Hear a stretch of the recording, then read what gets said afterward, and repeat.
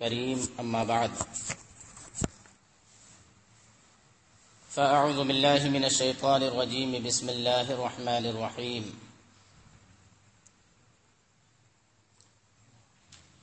الحج اشہر معلومات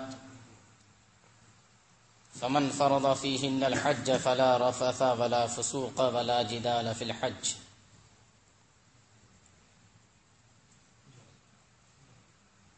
وما تفعلوا من خير يعلمه الله فتزودوا فإن خير الزاد التقوى صدق الله مولانا العظيم وصدق رسوله النبي الأمين الكريم ونحن على ذلك لمن الشاهدين والشاكرين والحمد لله رب العالمين. اجالی رات ہوگی اور میدان قبا ہوگا، اجالی رات ہوگی اور میدان قبا ہوگا، زبان شوق پر یا مصطفیٰ ہوگا.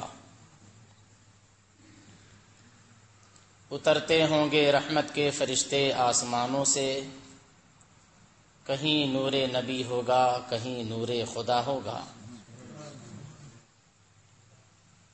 یلملم ہی سے شورش ہوگی دل کی بے قراری میں، یلملم ہی سے شورش ہوگی دل کی بے قراری میں، پہن کر جامع احرام زائر جھومتا ہوگا.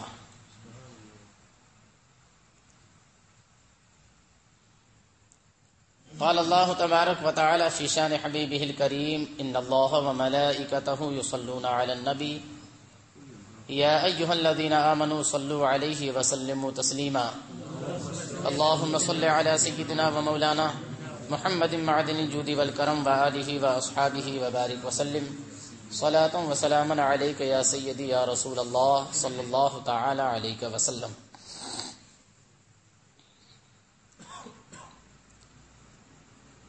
کل کی گفتگو یہاں پر ختم ہوئی تھی کہ میقات کا جانے والا حاجی جس نے حج تمتع کی نیت کی ہو یا حج قران کی نیت کی ہو، جب وہ مکہ معظمہ پہنچے گا تو اپنا عمرہ ادا کرے گا.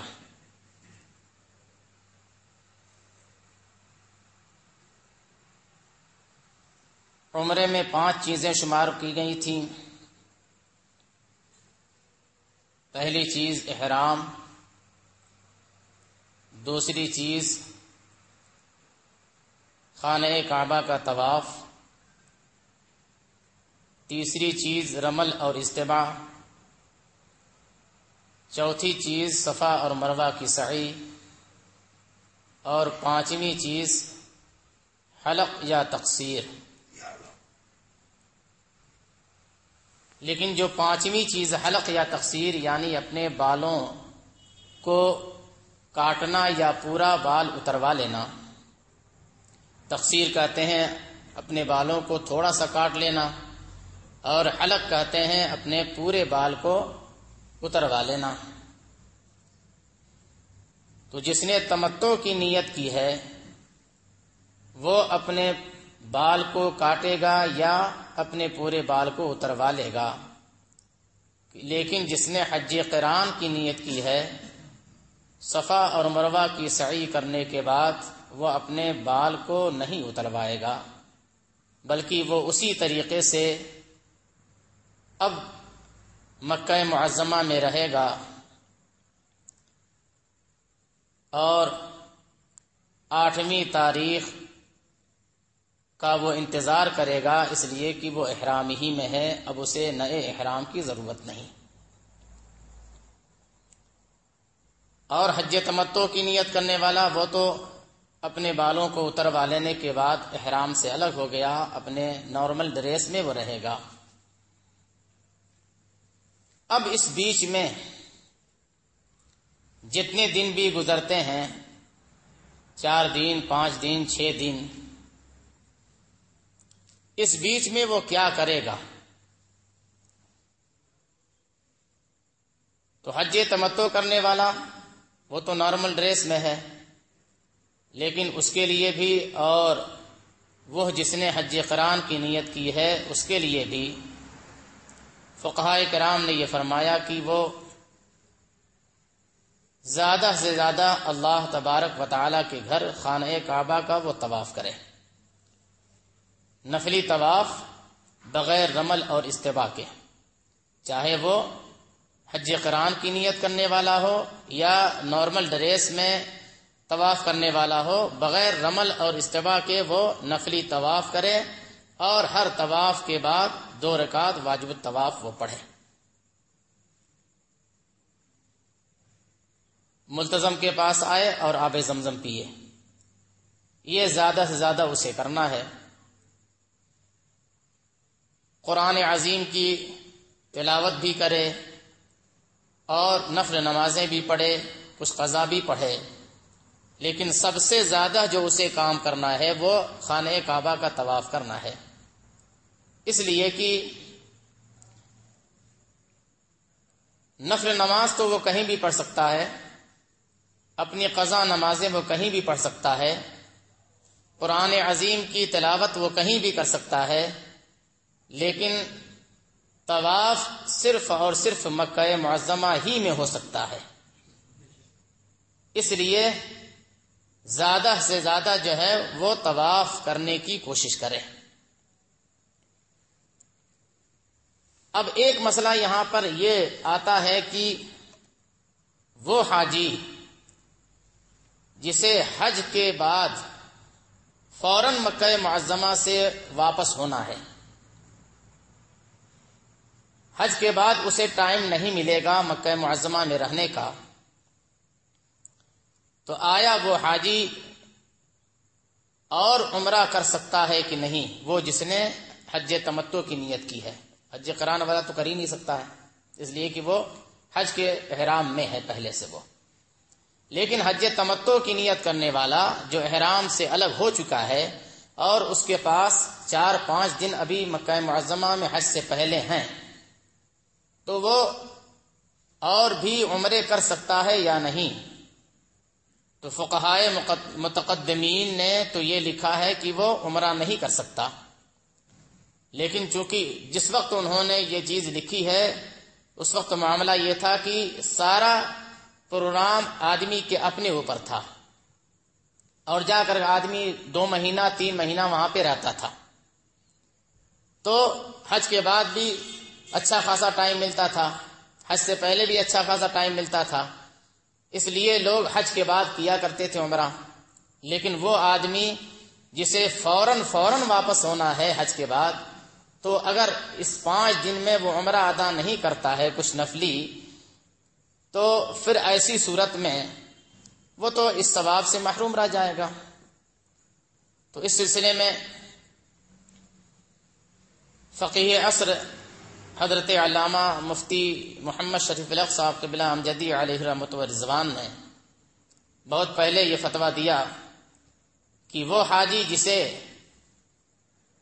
حج کے فوراً بعد مکہ معظمہ سے روانہ ہونا ہے، تو اس کے لیے یہ اجازت ہے کہ وہ مسجد تنعیم جا کر کے وہ عمرے کا احرام باندھ کر کے اس کی نیت کر کے وہ مزید عمرہ ادا کر سکتا ہے، اس لیے کہ اس کے بعد اسے جو ہے ٹائم نہیں ملے گا، تو اتنے بڑے وہ ثواب سے محروم رہ جائے گا۔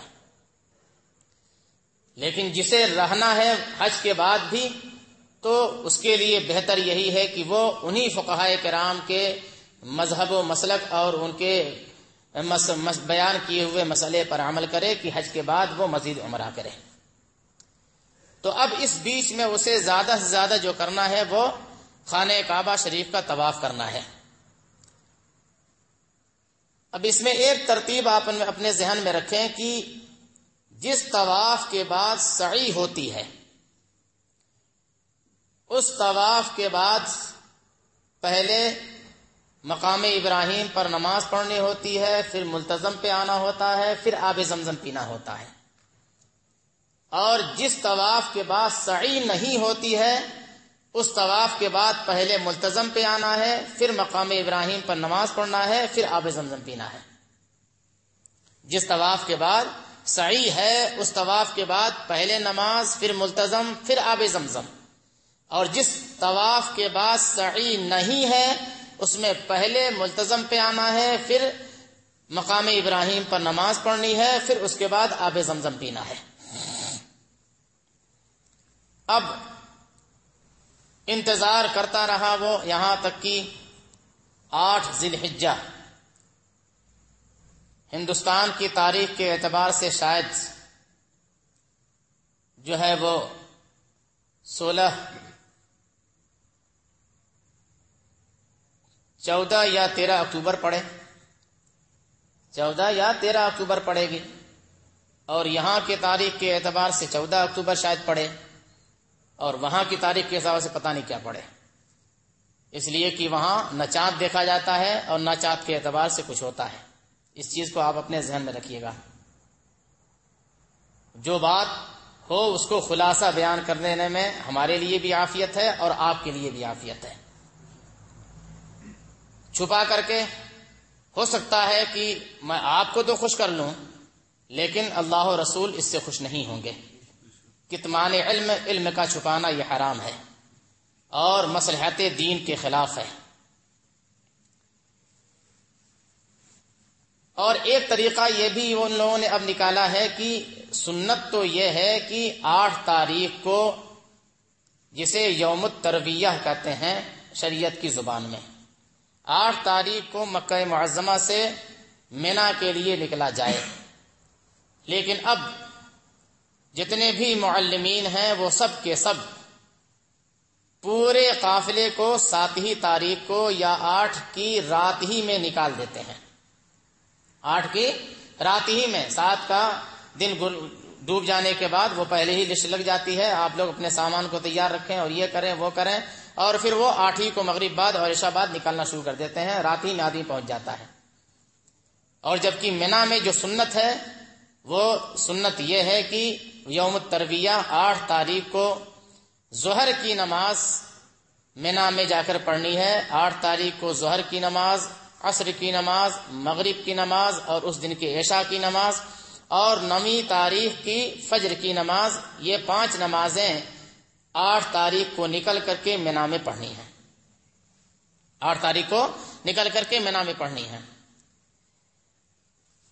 بہتر یہ ہے کہ آدمی مینا، عرفات، مزدلفہ کو پیدل جائے، اس لیے کہ میرے آقا سید کائنات صلی اللہ تعالی علیہ وسلم کی یہ سنت مبارکہ بھی ہے، اور میرے آقا سید کائنات صلی اللہ علیہ وسلم نے یہ ارشاد فرمایا کہ جو مکہ معظمہ سے پیدل مینا، عرفات، مزدلفہ اور پھر مکہ معظمہ کو آیا پیدل، تو اسے ہر قدم پر 700 نیکیاں حرم کی نیکی کے برابر ملیں گی۔ تو صحابہ کرام رضوان اللہ علیہ مجمعین نے عرض کی، یا رسول اللہ صلی اللہ علیہ وسلم، حرم کی نیکی کتنی ہے؟ تو میرے آقا صلی اللہ علیہ وسلم نے ارشاد فرمایا، 1 نیکی 1,00,000 نیکی کے برابر ہے۔ تو خلیفہ اعلی حضرت صدر الشریعہ علی رحمت و رضوان نے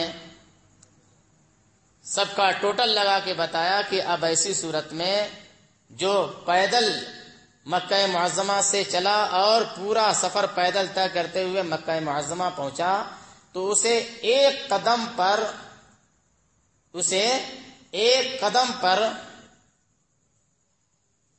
70 ملین نیکی ملے گی۔ ایک قدم پر 70 ملین، 7 کروڑ نیکی ایک قدم پہ ملے گی۔ اس لیے کہ 700 تو نارمل نیکی اسے ایک قدم پر ہے، اور حرم کی 1,00,000 کے برابر ایک نیکی ہے۔ تو اسے آپ بھی جا کر کے جو ہے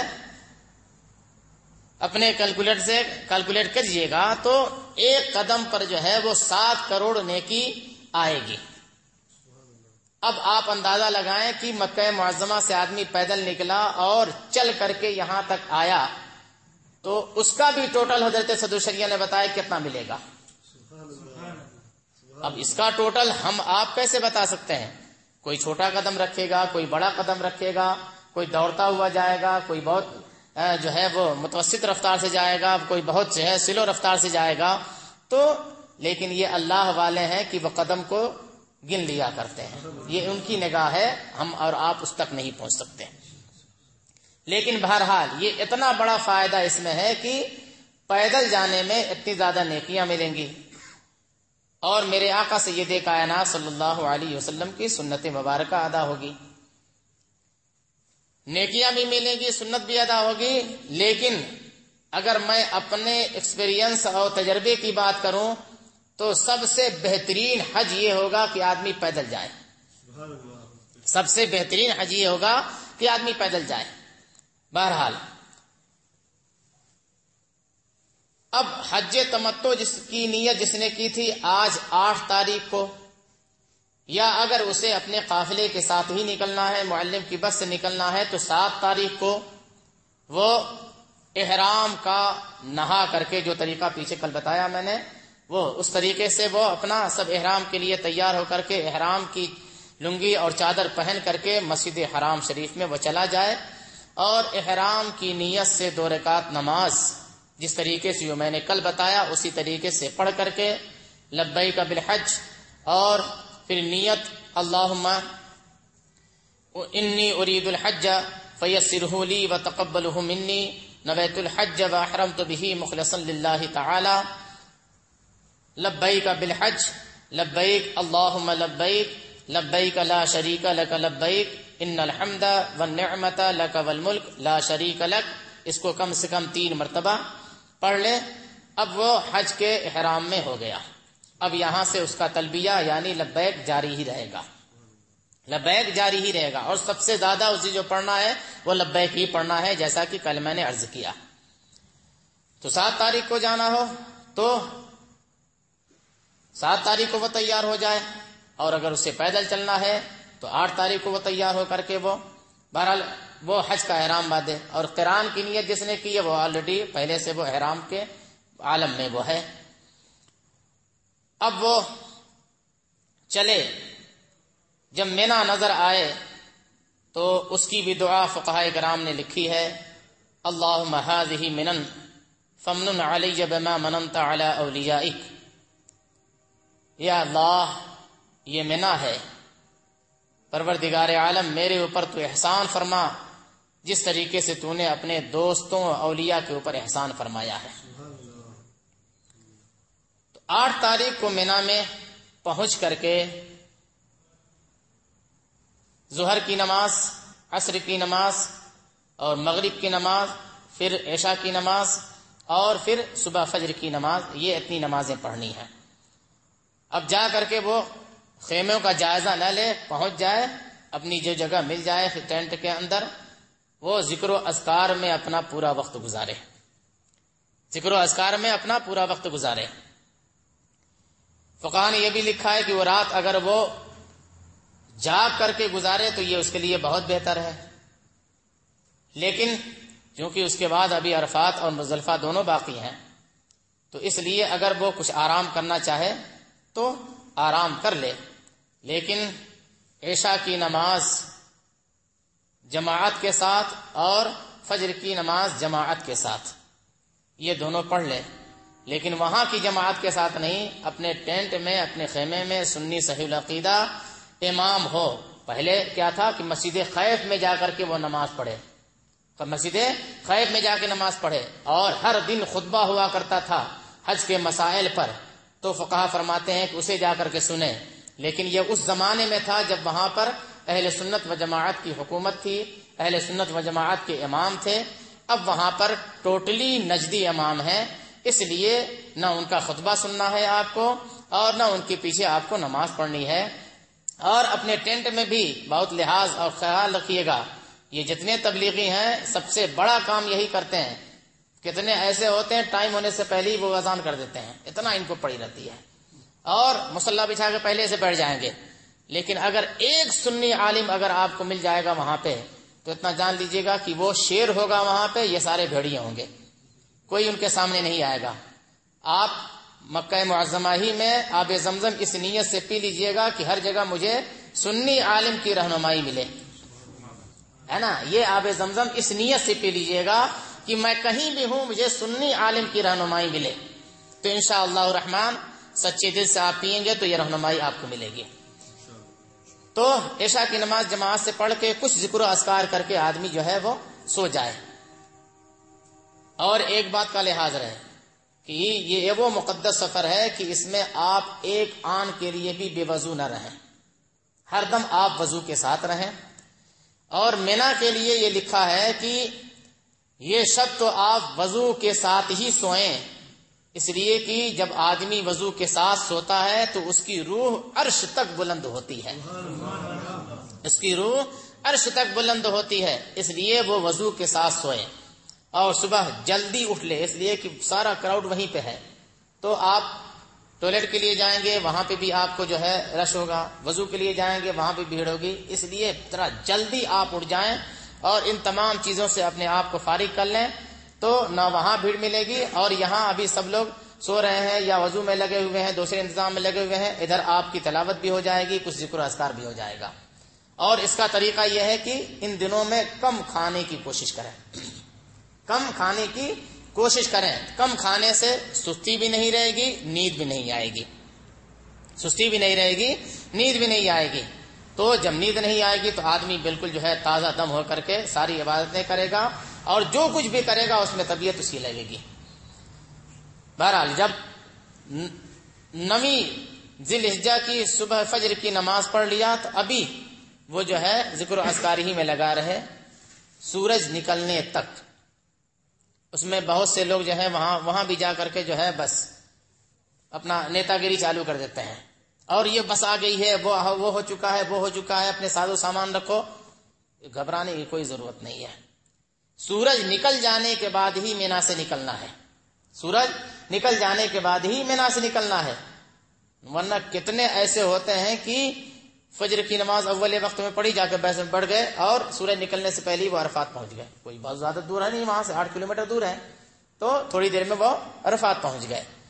لیکن فقہاء کرام نے فرمایا ہے کہ کوہ صبیر پر سورج چمکنے لگے تب آپ کو مینا سے نکلنا ہے عرفات کے لیے، مینا سے نکلنا ہے عرفات کے لیے۔ اب آپ کا یہ 5 دن جو ہے یہی اصل حج کے دن ہیں، اس میں آپ جب مکہ معظمہ سے چلیں تو آپ کے ساتھ میں کم سے کم ایک چٹائی ہونی چاہیے، ایک مصلی ہونا چاہیے، وضو کرنے کے لیے ایک لوٹا ہونا چاہیے، اور قرآن عظیم، وظائف کی کتاب، دعاؤں کی کتاب، اور کچھ کھانے پینے کا ہلکا پھلکا سامان آپ کے ساتھ ہونا چاہیے، بہت زیادہ سامان بھی نہیں کہ جو ہے دھونے میں پریشانی ہو، لیکن چٹائی اور لوٹا، مصلی، قرآن عظیم اور دعاؤں کی اذکار کی کتابیں، یہ اپنے ساتھ میں یہی اصل ہتھیار ہے آپ کا ہے۔ چٹائی کی ضرورت آپ کو جو ہے عرفات میں بھی پڑے گی، چٹائی کی ضرورت آپ کو مزدلفہ میں بھی پڑے گی، اس لیے چٹائی آپ اپنے ساتھ رکھیں۔ 9 ذی الحجہ کو آپ مینا سے عرفات اگر پیدل بھی جا رہے ہیں تو تھوڑی دیر میں آپ پہنچ جائیں گے، 1 گھنٹے سے سوا گھنٹہ لگے گا۔ بس سے جا رہے ہیں، آپ کے ساتھ کچھ ایسی مجبوری ہے، لیڈیز آپ کے ساتھ ہیں وہ نہیں چل سکتی ہیں تو مجبوری ہے، ٹھیک ہے آپ جائیں۔ آج جو ہے اصل دن ہے اللہ تبارک و تعالی کی بارگاہ میں حاضری کا، اور آج ہی کا دن جو وقوف عرفہ ہے یہی حج کا رکن اعظم ہے، سب سے بڑا رکن جو ہے وہ یہی ہے۔ اب اس کے اہتمام میں فقہاء کرام نے کیا فرمایا، اور میرے آقا صلی اللہ تعالی علیہ وسلم نے کیا ہم کو حکم دیا جسے فقہاء نے ہم تک پہنچایا، وہ کیا ہے کہ زوال سے پہلے تک اپنی ساری ضرورتوں سے ہم فارغ ہو جائیں، زوال سے پہلے تک اپنی ساری ضرورتوں سے فارغ ہو جائیں، اور مستحب اور آداب میں یہ لکھا ہے کہ غسل کریں، لیکن اب بڑے میدان میں اتنی بھیڑ میں کل کو تو غسل میسر تھا، اب آج جو ہے وہ غسل میسر نہیں ہے، اتنی لمبی لمبی لائن ہوتی ہے وضو کرنے کے لیے، غسل کہاں آدمی کر پائے گا؟ اگر کوئی مرد مجاہد ہے کر لے تو بہتر ہے، ورنہ ساری ضرورتوں سے فارغ ہو جانے کے بعد تازہ وضو کریں، اور وضو کرنے کے بعد تھوڑا بہت جو ہے کھا پی کر کے اپنے آپ کو پورے طور پر تیار کریں۔ ظہر کی نماز ظہر کے آخری وقت میں، ظہر کی نماز ظہر کے آخری وقت میں، اور عصر کی نماز عصر کے اول وقت میں یہ ادا کی جائے۔ پہلے مسجد نمرہ میں جب سنی صحیح العقیدہ امام تھے تو جماعت کے ساتھ پڑھنے کا حکم تھا، اس وقت جو ہے ایک اذان اور ایک اقامت سے دونوں نمازیں ہوتی تھیں، ایک اذان اور ایک اقامت سے دونوں نمازیں ہوتی تھیں، اذان ہوتی تھی، ایک اقامت ہوتی تھی، پھر ظہر کی نماز ہوتی تھی، پھر تھوڑا سا رک کر کے اقامت ہوتی اور عصر کی نماز ہوتی تھی۔ لیکن یہاں اپنی نماز پڑھنی ہے اور اپنا کوئی سنی صحیح العقیدہ امام مل گیا تو بھی وہ اپنی ہی ہے، تو ظہر کو ظہر کے آخری وقت میں اور عصر کو عصر کے اول وقت میں پڑھ کر کے، اب یہ پورا وقت غروب آفتاب تک جو ہے سن سیٹ تک وہ پورا وقوف عرفہ کا وقت ہے، پورا وقوف عرفہ کا یہ وقت ہے۔ فقہائے کرام نے کیوں یہ فرمایا ہے؟ اس لیے فرمایا ہے کہ اب اس کے بعد آپ کو کوئی اور دوسرا کام نہیں کرنا ہے، کام صرف یہ ہے کہ آپ جبل رحمت سے قریب جگہ مل جائے تو یہ آپ کے لیے اور بہتر ہے۔ جبل رحمت سے قریب نہ ملے، جہاں ملے آسانی کے ساتھ وہاں آپ جو ہے قبلہ رو کھڑے ہو کر افضل ہے، بہتر ہے، قبلہ رو ہو کر کے کھڑے ہو کر کے وہ ذکر و اذکار اور وقوف کی ساری دعائیں پڑھی جائیں۔ اس میں میرے آقا سید کائنات صلی اللہ تعالی علیہ وسلم نے یہ ارشاد فرمایا ہے کہ میری اور مجھ سے پہلے تمام انبیاء کرام کی دعا یہ رہی ہے کہ 100 مرتبہ لا الہ الا اللہ وحدہ لا شریک لہ لہ الملک ولہ الحمد یحیی ویمیت بیدہ الخیر وہو علی کل شیء قدیر 100 ٹائمز یہ پڑھا جائے، پھر 100 ٹائمز سورہ اخلاص شریف پڑھا جائے، پھر 100 مرتبہ درود ابراہیمی اللہم صلی علی سیدنا و مولانا محمد کما صلیت علی ابراہیم وعلی آل ابراہیم انک حمید مجید الی آخرہ 100 مرتبہ یہ پڑھی جائے۔ یہ میرے آقا سید کائنات صلی اللہ تعالی علیہ وسلم نے فرمایا کہ یہ میری بھی دعا ہے اور مجھ سے پہلے تمام انبیاء کرام کی یہ دعائیں ہیں۔ اس وقت جب آپ وقوف کریں گے اپنے ذہن و فکر میں یہ بسائیں کہ آج میں اللہ تبارک و تعالی کے حضور حاضر ہوں، اپنے عیوب پر اپنے گناہوں پر نگاہ ہو، دوسروں کو نہ دیکھیں دوسرا کون کیا کر رہا ہے، دوسروں کے عیب دیکھنے کا یہ وقت نہیں، اپنے عیبوں پر نگاہ ڈال کر کے اللہ کی بارگاہ میں آنسو بہانے کا یہ وقت ہے۔ اور جس کو اطمینان بیٹھ کر کے وقوف کرنے میں ملے وہ بیٹھ کر کے وقوف کرے، یہ بہتر ہے کہ کھڑے ہو کر کرے، لیکن اگر وہ کھڑے ہو کر کے نہیں کر سکتا ہے تو بیٹھ کے کرے۔ یہ اتنی دعائیں ہو گئی، اس کے علاوہ دوسری بھی دعائیں ہیں۔ اس کے علاوہ میں نے کل بتایا تھا کہ شجرہ شریف ہے، اور ویا الہی ہر جگہ تیری عطا کا ساتھ ہو، یہ دعا ہے، اور بھی دوسری دعائیں ہیں، دوسرے وظائف کی کتابیں جو ہیں اس میں جو وظیفے ہیں ان تمام چیزوں کو آپ پڑھیں، قرآن عظیم کی تلاوت کریں، غرض کی دن کے ڈوبنے تک، سورج کے ڈوبنے تک مستقل طور پر آپ کو جو ہے ذکر و اذکار اور دعاؤں ہی میں اپنے آپ کو گزارنا ہے، اور اللہ تعالی کی بارگاہ میں خوب رونا ہے، اور یہ یقین دل میں جمانا ہے کہ میں گناہگار صحیح، لیکن آج اس میدان عرفات میں جو قیامت کے میدان کا ایک نقشہ اور منظر بنا ہوا ہے، اس میں اللہ تبارک و تعالی کے دو نبی حضرت سیدنا خضر علیہ السلام اور حضرت سیدنا الیاس علیہ السلام موجود ہیں، اور اللہ تعالیٰ کے بہت سے اولیاء کرام موجود ہیں۔ میں اللہ کی رحمت کا نہ مستحق صحیح، لیکن اللہ کی رحمتیں ان کے اوپر ضرور نازل ہو رہی ہیں، تو ان کا صدقہ مجھے تو ضرور ملے گا۔ یہ دل میں یقین کرے تو اسے پورا پورا صدقہ ملے گا۔ اور فقہائے کرام نے یہ فرمایا بھی ہے کہ اللہ تبارک و تعالی کچھ کے حج کو قبول فرماتا ہے، کچھ اپنے نیک بندوں کے حج کو قبول فرماتا ہے، اور ان نیک بندوں کے حج کے صدقے میں اپنے تمام بندوں کے حج کو قبول فرماتا ہے۔ آپ نا امید نہ ہو، لیکن آپ دیکھیں فقہاء یہ فرماتے ہیں کہ اللہ تعالیٰ کچھ نیک بندوں کے حج کو قبول فرماتا ہے، تو اس میں تو ہمارا یقین کامل ہے کہ حضرت سیدنا خضر علیہ السلام، سیدنا الیاس علیہ السلام اور دیگر تمام اولیاء کرام جو ہیں وہ تو انہی میں سے ہیں جن کا حج قبول ہے، اور اللہ ان کے صدقے میں دوسرے لوگوں کے حج کو قبول فرماتا ہے۔ اور آج اللہ تبارک و تعالی فرشتوں کے درمیان فخر فرماتا ہے، مباحات کو کہتے ہیں، مباحات فرماتا ہے، فرشتوں سے ارشاد فرماتا ہے، اے میرے فرشتوں دیکھو آج میرے بندے ایک لباس میں الجھے ہوئے بال لے کر کے، ہوائیں ان کے اوپر دھول دھلک کر اڑا رہی ہیں، گرد و غبار میں اٹا ہوا میرا بندہ آج سب کو بھول کر کے میری بارگاہ میں بالکل گڑ گڑا رہا ہے، رو رہا ہے۔ اے میرے فرشتوں تم سب کے سب گواہ رانا کہ میں نے اپنے ان تمام بندوں کو بخش دیا ہے، اپنے ان تمام بندوں کو میں نے بخش دیا ہے۔ اور واقعتاً وہ منظر جو ہے وہ میدان محشر کا منظر ہوا کرتا ہے، میدان محشر کا منظر ہوا کرتا ہے۔ اس لیے آپ اپنے آپ کو بالکل چوکنا رکھیں، میدان محشر میں کوئی کسی کو نہیں دیکھے گا، میدان محشر میں کوئی کسی کو نہیں دیکھے گا۔ اس لیے فقہاء تاکید فرماتے ہیں کہ تنبیہ اور اشد تنبیہ یہ ہے کہ کسی کے اوپر، خاص طور سے عورتوں کے اوپر نگاہ نہیں اٹھنی چاہیے، عورتوں کے اوپر نگاہ نہیں اٹھنی چاہیے، اس لیے کہ آج تو ایک طرح سے ہم رب کے حضور حاضر ہیں۔ اس کی مثال بھی فقہاء نے اس طور پر دی ہے کہ وہاں کون نگاہ اٹھا سکتا ہے۔ اس کی مثال دی ہے کہ ایک شیر ہے اور شیر کا بچہ اس کے بغل میں بیٹھا ہوا ہے، اب کون جانور ہے جو جا کر شیر کے بچے کو چھیڑے گا؟ شیر کے بچے کو چھیڑے گا؟ کوئی نہیں چھیڑ سکتا۔ تو آج سب کے سب جو ہیں وہ اللہ تبارک و تعالیٰ کی بارگاہ میں حاضر ہیں۔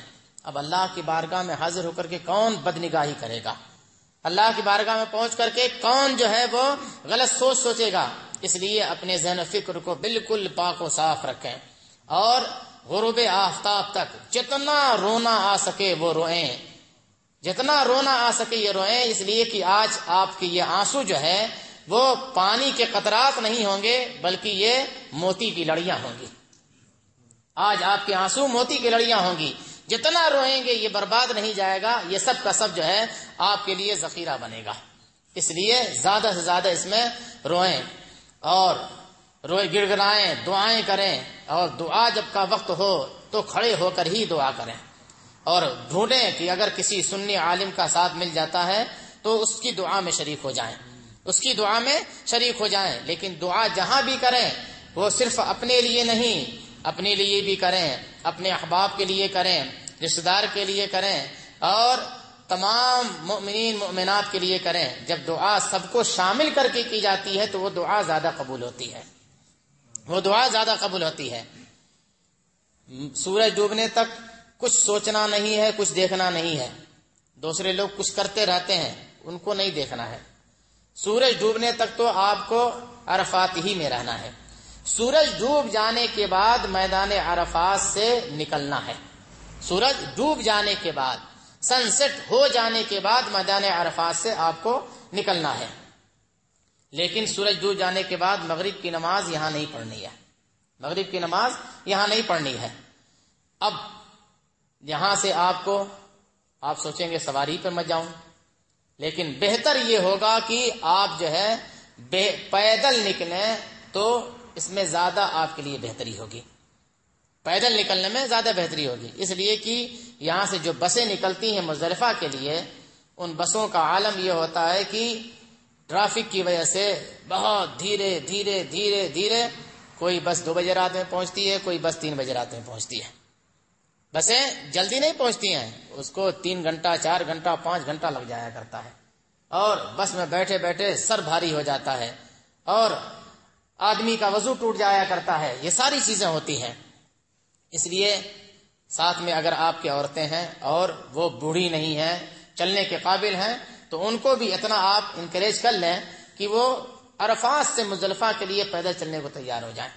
اور الحمدللہ عرفات سے مزدلفہ کا جو راستہ پیدل کا ہے اتنا بہترین راستہ ہے کہ جگہ جگہ آپ کو جو ہے وہ رفع حاجت کے لیے، پیشاب پاخانہ کے لیے وہ ساری چیزوں کا انتظام ہے، پانی پینے کا انتظام ہے، جگہ جگہ آپ کے بیٹھنے کا انتظام ہے، اور دو طرفہ جو ہے وہ درخت لگے ہوئے ہیں اور بھینی بھینی ہوائیں چلتی ہیں، بالکل دماغ معطر ہو جاتا ہے پیدل چلنے میں. اور ملین سے زیادہ پبلک جو ہے پیدل چلا کرتی ہے، آپ کو اکیلاپن محسوس نہیں ہوگا.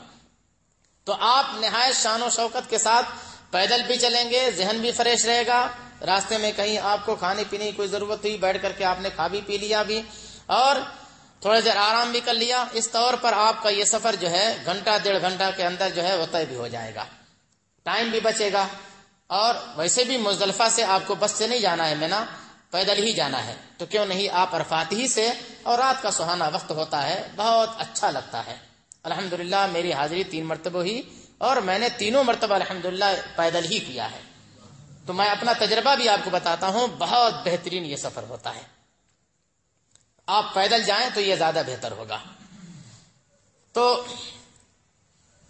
اب مزدلفہ جب آپ پہنچ گئے، مزدلفہ پہنچنے کے بعد اب آپ جو ہے وہ بہتر یہ ہے کہ راستے ہی سے جو ہے وہ آپ وضو وغیرہ کر لیں. کہ مزدلفہ جب آپ پہنچیں گے تو وہاں پر بھیڑ اتنی زیادہ ہوگی کہ وضو کے لیے بھی آپ کو لائن لگانا پڑے گا، استنجا کے لیے بھی آپ کو لائن لگانا پڑے گا. تو اس سے پہلے ہی راستے سے آپ جو ہے ان تمام حاجتوں سے، ضرورتوں سے فارغ ہو جائیں، تاکہ وہاں جا کر کے آپ کو جو ہے لائن لگا کر کے آپ کا ٹائم برباد نہ ہو، ٹائم بچے آپ کا. اب آپ جو ہے وہ پہنچ گئے، اگر آپ نے پہلے سے کر لیا ہے اور نہیں کر سکے پہلے سے تو آپ جائیے، اب تازہ وضو کیجئے. اور تازہ وضو کرنے کے بعد اب یہاں پر جو ہے مغرب کی نماز اور عشاء کی نماز، مغرب کی نماز اور عشاء کی نماز یہ دونوں ملا کے پڑھنی ہے. پہلے مغرب کی نماز پڑھیں گے، پھر اس کے بعد عشاء کی نماز پڑھیں گے، پھر مغرب کی سنتیں پڑھیں گے، پھر عشاء کی سنت اور وتر پڑھیں گے. کیا ترتیب ہے اس کی؟ کہ اگر امام کے ساتھ پڑھیں گے، امام ہوتا تو یہاں ایک ہی اقامت ہے، مغرب اور فوراً عشاء، پھر اس کے بعد مغرب کی سنت، عشاء کی سنت اور وتر.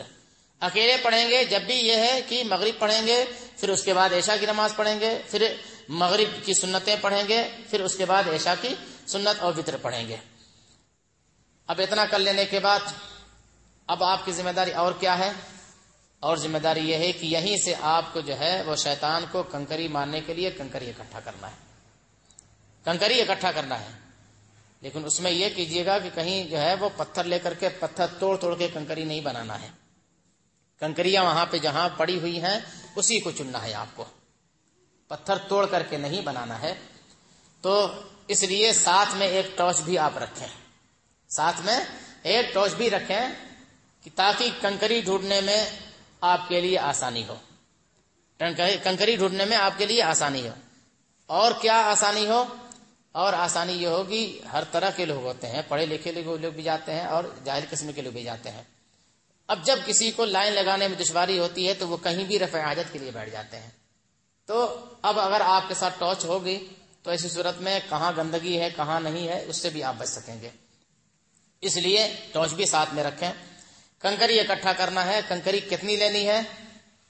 10ویں ذی الحجہ کو 7 کنکری آپ کو صرف بڑے شیطان کو مارنی ہے.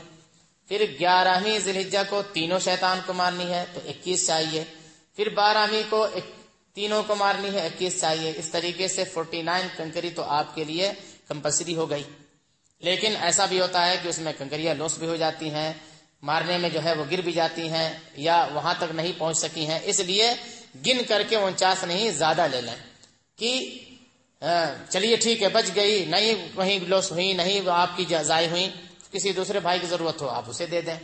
تو کنکری آپ اکٹھا کر لیں، تینوں دن کی کنکریاں یہیں سے آپ اکٹھا کر لیں اور ان کنکریوں کو آپ دھل لیں، ان کنکریوں کو آپ دھل لیں اور دھل کر کے اس کو جو ہے اپنے بیگ میں آپ اچھی طریقے سے حفاظت کے ساتھ رکھ لیں. میدان مزدلفہ میں جو وقوف کرنا ہے وہ زیادہ بہتر یہ ہے کہ مشعر حرام کے پاس جو ہے وہ وقوف کریں۔ وہیں پر جو ہے وادی محصر بھی ہے، میدان مزدلفہ میں ہی بھی وادی محصر ہے۔ یہ وادی محصر کون سی جگہ ہے؟ یہ وادی محصر وہی ہے جہاں پر جو ہے ابرہہ نے آ کر کے اپنا لشکر ڈالا تھا، پڑاؤ ڈالا تھا، جہاں پر اللہ تعالیٰ نے ابابیلوں کا پرندہ بھیج کر کے اس کے اوپر عذاب نازل فرمایا تھا۔ تو وادی محصر میں آپ کو نہیں کرنا ہے، بلکہ اس سے گزرتے وقت بڑی تیزی کے ساتھ گزر جانے کا حکم ہے۔ مشعر حرام کے پاس جو ہے جگہ مل جائے تو یہ زیادہ بہتر ہے کہ مشعر حرام کے پاس جو ہے وقوف کیا جائے۔ کنگریوں سے فارغ ہو گئے، کچھ کھا پی کر کے آپ تھوڑا سا آرام کر لیجئے، تھوڑا سا آپ آرام کر لیجئے، اور پھر اس کے بعد ادھر صبح جلدی اٹھ کر کے جو ہے، اس لیے کہ آج مزدلفہ میں فجر کی نماز اندھیرے ہی میں پڑھنی ہے، یعنی بالکل جیسے ہی فجر کا ٹائم سٹارٹ ہوگا ویسے ہی آج فجر کی نماز پڑھنی ہے، اور فجر کی نماز کے بعد سے لے کر کے سورج کے نکلنے سے پہلے تک یہ مزدلفہ کے وقوف کا وقت ہے، مزدلفہ کے وقوف کا وقت ہے۔ اس دن جس دن آپ پہنچیں گے اس دن ٹوٹلی جو فجر کا ٹائم ہوگا وہ 1 گھنٹہ 10 منٹ ہوگا۔ فجر کا پورا ٹائم ہوتا ہے سال بھر میں کم سے کم 1 گھنٹہ، ہندوستان میں 18 منٹ، 1 گھنٹہ 18 منٹ سے 1 گھنٹہ جو ہے وہ 35 منٹ ہوتا ہے، لیکن وہاں پر جو ہے کچھ ٹائم کم ہوگا، اور اس دن جو ہے آپ بھی ذرا اپنے طور پر اندازہ لگا لیں گے، ہو سکتا ہے کہ میرے دیکھنے میں کچھ جو ہے وہ کمی زیادہ ہو، تو جو فجر کا اس دن جو ٹائم ہوگا وہ ٹوٹلی جو ہوگا وہ 1 گھنٹہ 10 منٹ سے 20 منٹ کے اندر ہی ہوگا، 1 گھنٹہ 20 منٹ سے زیادہ نہیں ہے، اور اسی میں آپ کو فجر کی نماز بھی ادا کرنی ہے، اور اسی میں وقوف مزدلفہ بھی کرنا ہے، اور سورج نکلنے میں 2 رکعت نماز پڑھنے کا ٹائم باقی رہے اسی میں آپ کو مزدلفہ کے حد سے باہر بھی نکلنا ہے، سورج نہ نکلنے پائے کہ اس سے پہلے آپ جو ہے مزدلفہ کی باؤنڈری سے باہر ہو جائیں۔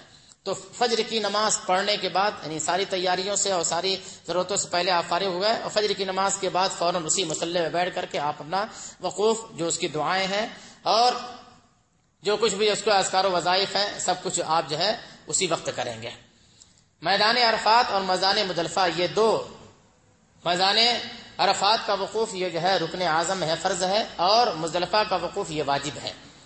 عرفات میں جو ہے وہ حقوق اللہ معاف ہوتے ہیں، اور میدان مزدلفہ میں حقوق العباد معاف ہوتے ہیں۔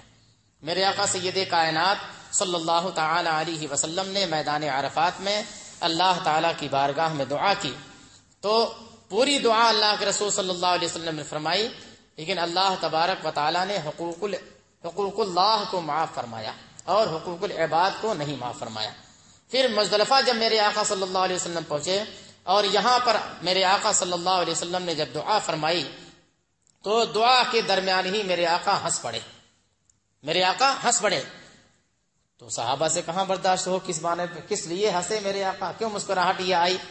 تو سیدنا صدیق اکبر سیدنا فاروق اعظم رضی اللہ تعالی عنہما نے پوچھا، یا رسول اللہ صلی اللہ علیہ وسلم کہ یا رسول اللہ آپ مسکرا رہے تھے، کیا وجہ مسکرانے کی؟ تو میرے آقا سید کائنات صلی اللہ علیہ وسلم نے ارشاد فرمایا کہ میں نے میدان عرفات میں حقوق العباد کے معاف ہونے کی دعا کی تھی تو اللہ تعالیٰ نے وہاں پر روک دیا تھا، لیکن یہاں جب میں نے دعا کی تو اللہ تعالیٰ نے قبول فرما لیا، تو میں نے شیطان کو دیکھا کہ وہ مارے غضب اور غصے کے اپنے اوپر جو ہے دھول چھڑکتا ہوا بھاگ رہا ہے، تو مجھے ہنسی آ گئی۔ یعنی آپ کو اللہ کے رسول صلی اللہ علیہ وسلم کے صدقے میں ہم سب کو یہ ملا کہ وہاں حقوق اللہ معاف ہوئے، یہاں حقوق العباد معاف ہوئے۔ اور کس طور پر میرے آقا نے فرمایا کہ میں نے اللہ کی بارگاہ میں دعا کی، ہے اللہ تو مظلوم کو جنت عطا فرما دے اور ظالم کی مغفرت فرما دے، اس تیری رحمت سے بعید نہیں ہے۔ تو اللہ تعالیٰ نے اس دعا کو قبول فرما لیا، اس لیے شیطان بھاگتا رہا اور دھول چھڑکتے ہوئے اپنے اوپر بھاگ رہا تھا، اس لیے مجھے ہنسی آ گئی۔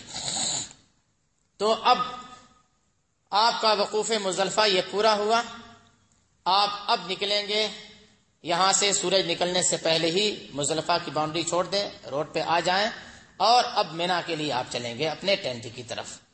یہ 10ویں تاریخ ہے۔ آج 10 تاریخ کو کون سے عمل کرنے ہیں؟ آج 10 تاریخ کو جو عمل کرنا ہے وہ پہلا عمل یہ ہے کہ بڑے شیطان کو کنکری مارنی ہے، اور بڑا شیطان آپ کے ٹینٹ کی طرف سے پہلا جو پڑ رہا ہے وہی شیطان، بڑا شیطان مسجد خیف کی طرف سے جو شیطان ہے وہ بڑا شیطان ہے، تو جس کو جمرہ عقبہ بولتے ہیں۔ بڑے شیطان کو کنکری مارنی ہے، کنکری کے بعد آپ کو قربانی کرنی ہے، قربانی کے بعد آپ کو اپنے بال اتروانے ہیں، اور یہ تینوں کام واجب ہیں، اور واجب تو ہیں تینوں میں ترتیب بھی واجب ہے۔ پہلے بڑے شیطان کو کنکری مارنا یہ واجب، پھر اس کے بعد واجب یہ ہے کہ آپ قربانی کریں یہ، پھر اس کے بعد جو ہے بال اتروائیں اپنے، یہ تین چیزیں ہیں بڑے آج 10 تاریخ کو۔ لیکن کنکری مارنے کا ٹائم کیا ہے؟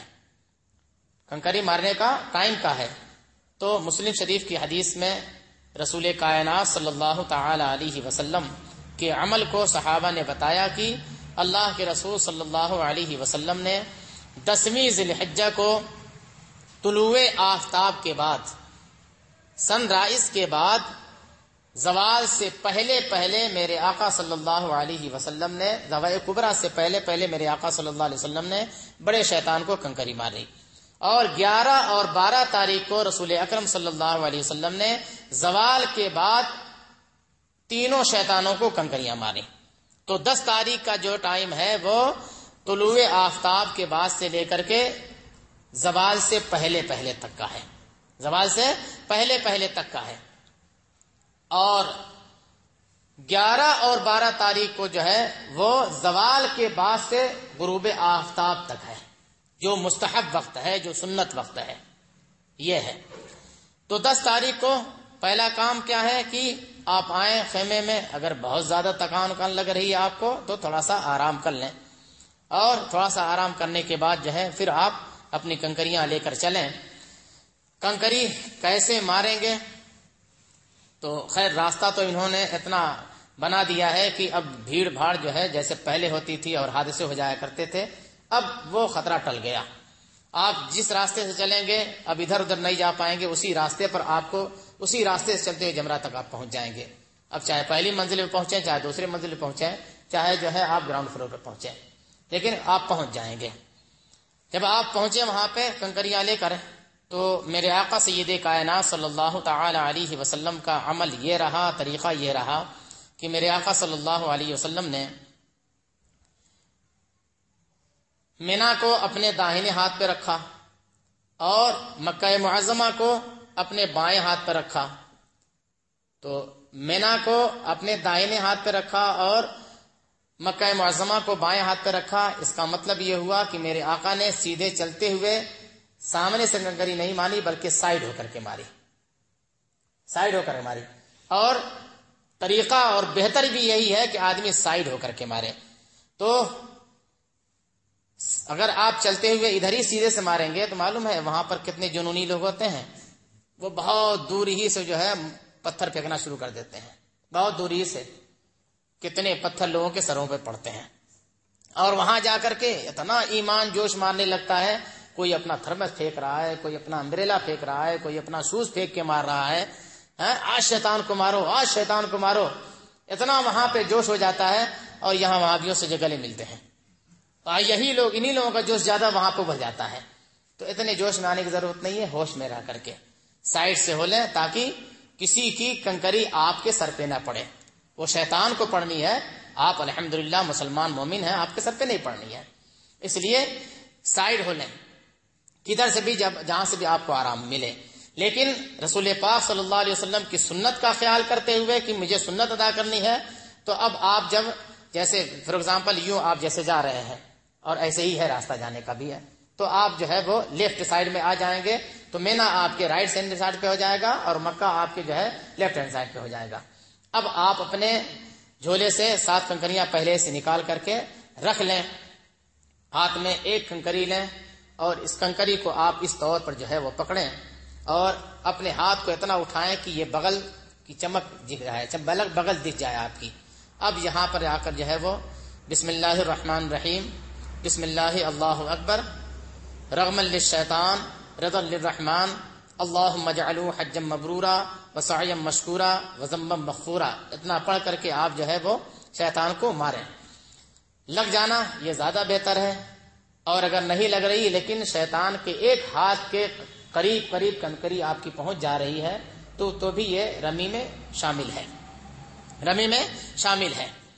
اور اس کے لیے میرے آقا سید کائنات صلی اللہ علیہ وسلم نے یہ ارشاد فرمایا ہے کہ جس کی کنکری مقبول ہوتی ہے وہ کنکری اٹھا لی جاتی ہے، جس کی مردود ہوتی ہے وہی پڑی رہتی ہے.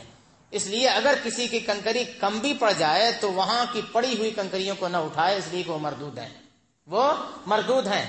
کسی سے مانگ لے لیکن پڑی ہوئی کنکری کو نہ اٹھائے، اس لیے کہ جو مقبول ہوتی ہیں وہ کنکری اٹھا لی جاتی ہیں. ورنہ آپ خود اپنے طور پہ بھی سوچیں کہ 60 لاکھ کا قریب مجمع ہوتا ہے اور 60 لاکھ لوگ جو ہے کنکری مارتے ہی ہیں کنکری. تو اس طریقے سے تو ایک پہاڑ کھڑا ہو جائے کنکری کا، لیکن آپ دیکھیں گے وہاں پر کہ کنکریاں جو ہے بس معمولی مقدار میں رہتی ہیں. تو وہی جو پہلے سے مردود ہوا کرتا ہے اس کی کنکری بھی مردود ہوا کرتی ہے، اور جو مومن الحمدللہ عاشق ہوا کرتا ہے اس کی کنکری اٹھا لی جاتی ہے. یہ اٹھا تو لی جاتی ہے لیکن یہ نہیں سمجھیا کہ یہ اٹھا لی گئی تو ختم ہو گئی، یہ اٹھا لی جاتی ہے. اور کل میدان محشر میں جب نیکیوں کی کمی ہوگی تب یہی کنکریاں ترازو پر رکھ کر کے نیکیاں پوری کی جائیں گی، کنکریاں پوری کی جائیں گی. صحابہ نے رسول کائنات صلی اللہ تعالی علیہ وسلم سے پوچھا بھی کہ یا رسول اللہ کنکری مارنے میں ثواب کیا ہے؟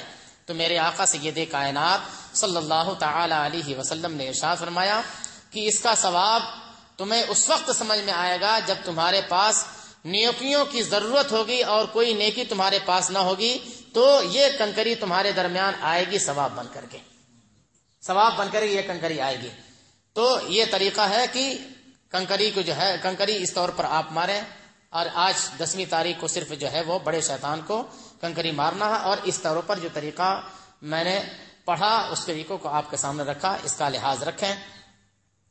لیکن بھیڑ پھر بھی بھارا ہر جگہ ہوتی ہے. کوئی کنکری اگر گر بھی گئی آپ کے ہاتھ سے تو کنکری زیادہ رکھیں، اس کو اٹھانے کی کوشش نہ کریں، اس لیے کہ اس بھیڑ میں کوئی کسی کو دیکھتا نہیں ہے. تو اگر آپ خدا نہ کرے جھکے اور کہیں کوئی ریلا آیا تو پھر وہ سارا ریلا آپ کے اوپر ہوگا، اور اس طریقے سے حادثہ ہونے کا خطرہ ہوتا ہے، اور حادثہ ہوتا ہی ہے. اس لیے جھکنے کی کسی طور پر آپ کوشش نہ کریں. کوئی سامان گر بھی گیا ہے چھوڑ دیجئے، چپل چھوٹ گیا ہے چھوڑ دیجئے، اس کو جھک کے اٹھائیے نہیں، اس لیے کہ ریلا جو آتا ہے وہ آدمیوں کے اوپر چڑھ جاتا ہے، اور آدمی کے چڑھنے ہی سے کتنے حادثے ہوتے ہیں. آپ دیکھیں گے دونوں طرف اسٹریچر لے کر کے جو ہے وہ ایمبولینس والے کھڑے رہتے ہیں. تو وہ کیوں کھڑے رہتے ہیں؟ ایسے ہی حادثے سے. تو خبردار آپ کوئی چیز جھک کے اٹھانے کی کوشش نہ کریں، اور سامنے سے بھی آپ نہ جائیں کہ سامنے ہی جو ہے وہ دنیا بھر کے چپل جو ہے تھرمس اور چھتریوں کی ٹوٹی ہوئی تیلیاں جب پڑی رہتی ہیں تو وہ پیر میں لگنے کا بھی اندیشہ ہوتا ہے. اس لیے آپ کچھ دور ہی سے سائڈ ہو لیں پہلے سے. آپ تو سائڈ ہونے میں بہت طرح سے امن و امان رہے گا، بھیڑ بھی کم رہے گی، مارنے میں بھی آسانی رہے گی، اور اچھی طریقے سے قریب ہو کر کے آپ مار بھی لیں گے. ساتھ میں اگر آپ کے ساتھ لیڈیز ہیں تو آپ جو ہے پورے طور پر ان کا خیال رکھتے ہوئے اپنے ہاتھ میں لے کر کے اور پوری حفاظت ان کو دے کر کے پہلے آپ خود مار لیں، پھر اس کے بعد ان کو مرمائیں باری بارہ. یہ نہیں کہ اب چل میں مار رہا ہوں تو بھی ساتھ میں مار، نہیں، پہلے آپ خود مار لیں، پھر لیڈیز کو پورا اپنا حفظ و امان دیں، اور پورے اس کو اپنے دونوں طرف سے لے کر کے اور پورے طور پر اس کو سمجھا کر کے گھبرائیں نہیں، اطمینان و سکون کے ساتھ وہ بھی مار لیں. مار لینے کے بعد سائیڈ میں ہو جائیں، اور سائیڈ میں ہو جانے کے بعد خانہ کعبہ کی طرف منہ کر کے جو ہے کچھ دعائیں کریں، اور دعائیں کرنے کے بعد اب آپ کا کام جو ہے وہ قربانی کرنا ہے. قربانی جو ہوگی وہ اس کی حرم میں ہوگی، مینا میں ہوگی یا حرم میں ہوگی، مینا میں اور حرم میں ہوگی. مینا بھی جو ہے وہ حرمی میں ہے، حرم سے باہر یہ قربانی نہیں ہوگی. قربانی کے لیے آپ کیا کریں گے؟ اس لیے کہ وہاں پر جو ہے قربانی کے لیے پیسے جمع کرائے جاتے ہیں، اس کا باضابطہ جو ہے ہر جگہ اعلان ہوتا رہتا ہے. تو پیسے جمع کر کے وہ لوگ جو ہے وہ آپ کو ایک ریسیپٹ دیتے ہیں جس پر جو ہے وہ ٹائم لکھا رہتا ہے کہ اتنے ٹائم میں آپ کی قربانی ہو جائے گی. اس لیے اب آپ جو ہے بال اتروا لیں اور آپ جو ہے وہ نارمل ڈریس میں آ جائیں. تو اس چکر میں آنے کی ضرورت نہیں ہے. اس چکر میں آنے کی اس لیے ضرورت نہیں ہے کہ یہ کوئی ضروری نہیں ہے کہ جو انہوں نے کمپیوٹر سے نکال کر کے آپ کو جو ریسیپٹ دیا ہے اور جو ٹائم لکھا ہے اس ٹائم پہ آپ کی قربانی ہو جائے، اس ٹائم پہ آپ کی قربانی ہو جائے. اس لیے کہ کروڑ لاکھوں کی تعداد میں قربانی ہوتی ہے، اس لیے جو ٹائم لکھا ہے اس ٹائم سے پہلے یہ ممکن نہیں ہے کہ، اور اس پر یقین بھی نہیں کیا جا سکتا۔ ایک چیز یہ ہے ٹائم کے اعتبار سے آپ نہیں اس کو لے سکتے، اس لیے کہ اگر آپ نے قربانی سے پہلے اگر حلق کرا لیا تو ایسی صورت میں آپ کے اوپر دم واجب ہو جائے گا، اس لیے کہ ترتیب واجب تھی اور واجب کے چھوٹنے سے دم واجب ہوگا۔ اور دوسری چیز وہ یہ ہے کہ یہ قربانی کے نام پہ پیسے لیے جاتے ہیں، لیکن قربانیاں 30 to 40% ہوتی ہیں، 60% قربانی نہیں ہوتی ہے۔ یہ میں اللہ کے گھر میں بیٹھ کے بول رہا ہوں اور پورے یقین کے ساتھ بول رہا ہوں۔ پیسے جمع کرائے جاتے ہیں، قربانی پوری نہیں ہوتی ہے۔ اب آپ کہو گے مولانا آپ کیسے اتنے یقین کے ساتھ بول رہے ہو؟ الحمدللہ جاتے ہیں تو ہم اسی چکر میں رہتے ہیں کہ یہ جو کچھ بھی ہو رہا ہے ذرا سا اس کا سراغ لگایا جائے، اس کا سراغ لگایا جائے۔ تو ہم نے مکہ معظمہ کا جو سب سے بڑا مارکیٹ ہے جانور کا، جو سب سے بڑا مارکیٹ ہے، وہاں پہ ہم نے جا کر کے مختلف لوگوں سے، اب وہاں آپ جائیں گے تو کوئی عربی نہیں رہتا ہے، وہ بڑے چلچلاتی دھوپ میں کون جانوروں کے بیچ میں، عربی تو ایسے ہی آرام طلب ہے، آج کے عربی تو اور زیادہ، تو وہ آپ کو وہاں پہ زیادہ تر جو ہے ملیں گے انڈین پاکستانی لوگ جو بڑا بڑا جو ہے ریوڑ دیکھ رہے ہیں، آپ ان سے ملیں، وہ پوری حقیقت آپ کو بتائیں گے کیا ہوتا ہے، پوری حقیقت آپ کو بتائیں گے کیا ہوتا ہے۔ کنٹینر میں بھر کر کے جانور آتے ہیں باہر سے، انڈونیشیا سے، ملیشیا سے، ہندوستان سے اور پاکستان سے، کہاں کہاں سے۔ کنٹینر میں جب بھر کے آئیں گے جانور تو جانوروں کی پوزیشن کیا ہوگی؟ جانوروں کی پوزیشن کیا ہوگی؟ تو کتنے تو اس میں ویسے ہی مر جاتے ہیں۔ اور یہ کیا کرتی حکومت؟ وہ کنٹینر خریدتی ہے، جانور نہیں خریدتی ہے۔ اب کنٹینر لیا، اس میں اس نے بتا دیا اتنے ہیں، بس اتنا ڈال دیا اس میں کتنے مرے ہوئے ہیں، کتنے اس میں مرے ہوئے ہیں، وہ سب کے سب چلے گئے۔ ایک بات۔ دوسری بات یہ ہے کہ قربانی کے جانور کے لیے عمر ہے۔ بکرا ہے تو 1 سال کا کم سے کم ہونا چاہیے، 1 سال کا ہونا چاہیے۔ گائے بیل بھینس ہے تو کم سے کم 2 سال کا ہونا چاہیے۔ اونٹ ہے تو 5 سال کا ہونا چاہیے۔ اور یہاں جو ہے ای قدر آ قدر سب اسی میں ہے کنٹینر میں، تو ان کو آپ گئے عبادت کے لیے، ان کو آپ کی عبادت کی فکر نہیں کرنی ہے، آپ کو اپنی عبادت کی فکر کرنی ہے۔ ان کو تو پیسے کمانے ہیں، یہ اچھا خاصا ذریعہ انہوں نے بنا لیا پیسے کمانے کا۔ اس لیے آپ بہت تاکید کے ساتھ میں آپ سے یہ عرض کروں گا کہ اپنے پیسے نہ جمع کرائیں۔ آپ جو ہے اگر پہلے پہنچ گئے ہیں تو پہلے آپ اپنے ٹور ہی میں معلوم کر لیں کوئی معتمد آدمی ہے کہ نہیں ہے جس کے ذریعے سے یہ کام ہو سکتا ہے، اس لیے کہ بار بار جاتے ہیں تو کرا سکتے ہیں۔ تو اگر وہاں پر ہو جائے تو اور اچھی بات ہے، نہیں تو آپ چلتے ہوئے مارکیٹ چلے جائیں اور جا کر کے پہلے ہی سے آپ سودا کر لیں، پہلے ہی سودا کر لیں، اور پھر اس دن جو ہے پہنچ کر کے آپ اپنے ہاتھ سے خود ذبح کر لیں، اپنے ہاتھ سے خود ذبح کر لیں، اور اس میں کوئی پریشانی کی بات نہیں۔ الحمدللہ میں نے اپنی 60 قربانی میں نے کی ہے دوسروں کی، تو کوئی دقت نہیں ہے۔ یہ ایسا لگتا ہے کہ بہت مشکل کام ہے، لیکن مشکل کوئی نہیں جب آدمی ڈھونڈے گا تو۔ پورے قافلے کی قربانی میں نے کی ہے، اور سب کچھ کا انتظام کر کے وہ دے دیتے ہیں۔ جہاں آپ جائیں گے جانور خریدیں گے لیں گے، وہ آپ کے لیے ہیلپر کا بھی انتظام کر دیتے ہیں، چھری بھی تیز دے دیتے ہیں۔ اب آپ ذبح کر لیجئے، آپ چاہتے ہیں اس میں سے گوشت لینا تو وہ آپ کو کاٹ کر کے گوشت بھی دے دیں، نہیں تو آپ ان کو دے دیں، ان کو آپ دے دیں، لیکن آسانی ہے، کوئی پریشانی نہیں ہے۔ تو اس لیے اس کا انتظام آپ پہلے سے کر لیں، اپنے ٹور آپریٹر سے بات کر لیں، لیکن وہ معتمد ہونا چاہیے، اس لیے کہ ٹور آپریٹر بھی ان کی صرف نیت جو ہوتی ہے وہ کمائی کی ہوتی ہے، ایسا نہ ہو کہ آپ کو ہاں کرے اور پیٹ پیچھے کچھ اور کرے۔ اس لیے اعتماد والا ہو تو، اور اس معاملے میں کسی عالم کا ساتھ پکڑنے تو زیادہ بہتر ہے۔ اور ہندوستان سے مولانا غلام مصطفیٰ صاحب جاتے ہیں، آپ ان کے بارے میں سنا گیا ہے کہ وہ بہتوں کی قربانیاں جا کے ساتھ لے جا کے کرتے ہیں، تو آپ ان کے ساتھ دیکھ لیں، مل جاتے ہیں تو ان کے ساتھ پکڑ لیں اور جا کے ساتھ میں اپنے ہاتھ سے قربانی کریں، اور بہتر یہی ہے قربانی اپنے ہاتھ سے ہو، یہ زیادہ بہتر ہے، اور میرے آقا صلی اللہ علیہ وسلم کی سنت مبارکہ ہے۔ قربانی کر لیں اور آپ اکیلے جائیں، عورت کو خیمے میں رکھ دیں، اور اب جب قربانی ہو جائے تو آپ وہیں سے جو ہے یا تو فون کر دیں کہ قربانی ہم نے کر لی ہے، تم اپنے بال کاٹ لو، یا آ کر کے آپ خود اپنے ہاتھ سے کاٹ لیں۔ یہاں آئیں اور یہاں آ کر کے اب تیسرا کام جو ہے اپنے حلق بال اتروانا ہے، اپنا بال اتروانا ہے۔ بال اتروانے کے لیے قبلہ رو ہو بیٹھے. بال اتروانے والے جو اتارنے والا ہے اس سے بولیں وہ داہنی طرف سے شروع کرے. آپ اس میں پڑھیں آپ لا الہ الا اللہ واللہ اکبر اللہم اجعلہ حجا مبرورا وسعیا مشکورا وذنبا مغفورا. اور بھی دوسری دعا ہے وہ آپ جو ہے پڑھتے رہیں دعائیں اور کام کرنے والا آپ کا کام کرتا جائے. آپ کا بال اتر گیا، اب آپ جو ہے نہا کر کے نارمل ڈریس میں آ جائیے. اپنے کرتا پیجامہ جبہ جو کچھ بھی آپ اپنا لے گئے نارمل ڈریس میں آ جائیے. لیکن بال اتروائیے، داڑھی نہیں. بال اتروائیے، داڑھی نہیں. تو نارمل ڈریس میں آپ آ گئے. اب اگر آپ کو آج ہی ٹائم مل جاتا ہے تو طواف افاضہ، طواف فرض، مکہ معظمہ جا کر کے طواف فرض آپ کو ادا کرنا ہے. لیکن کہنے میں تو یہ آسان ہے کہ یہ آپ کے اتنے کام کرنے ہیں، لیکن کرتے کرتے جو ہے وہ قربانی کرتے ہی کرتے سورج غروب ہو جاتا ہے. سورج غروب ہو جاتا ہے. تو بہرحال طواف افاضہ، طواف فرض کا جو ٹائم ہے وہ 10ویں ذی الحجہ کی طلوع آفتاب کے بعد سے لے کر کے 12ویں کی عصر تک ہے. 12ویں کی عصر تک ہے. بہتر یہ ہے 10 تو افضل یہ ہے کہ 10 تاریخ کو کیا جائے. نہیں اگر کوئی کر سکا ہے تو وہ 11 کو جائے، 12 کو جائے. جب بھی جائے گا اس کا طواف فرض ادا ہو جائے گا.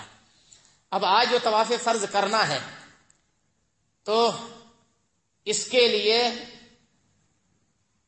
حج 8 تاریخ کو نکلنے سے پہلے وہ حج تمتع کرنے والا جب احرام باندھے گا تو احرام باندھ کر کے وہ ایک نفلی طواف رمل اور استوا کے ساتھ کر کے سعی کر لے گا. سعی کر لے گا. تو اور جو حج قران کی نیت کیا ہے وہ اپنا طواف قدوم ہی میں رمل اور استوا کے ساتھ ایک سعی کر لے گا.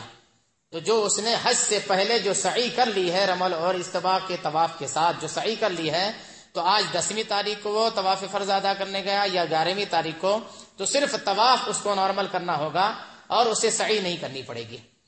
نہ آج سعی کرنا بہت زیادہ ٹائم لگتا ہے، بہت زیادہ ٹائم لگتا ہے.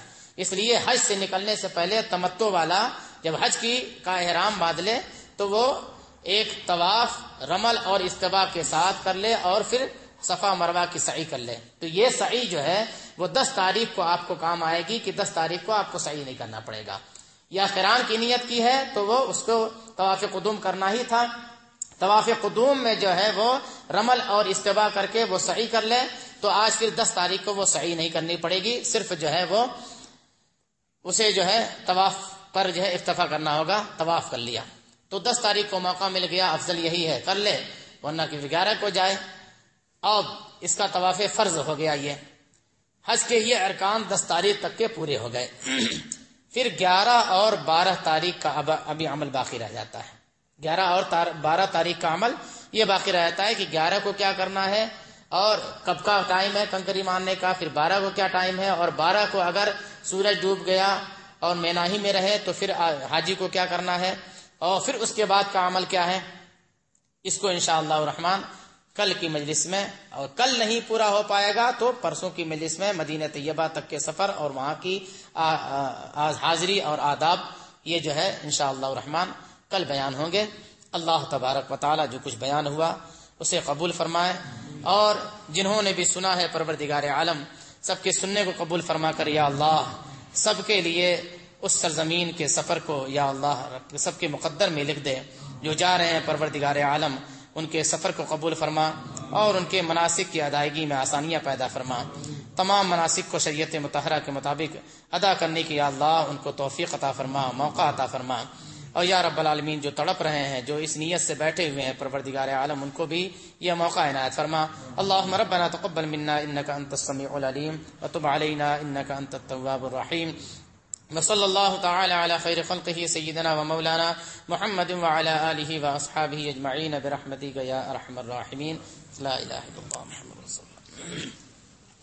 ایک بات کا خیال رکھیں گے کہ میں شارٹ میں ہی لے کے چلتا ہوں، تو اگر کسی کے ذہن میں کوئی سوال ہوگا، کوئی مسئلہ پوچھنا ہوگا تو وہ پوچھ لے، تاکہ جو ہے وہ پورے طور پر جو ہے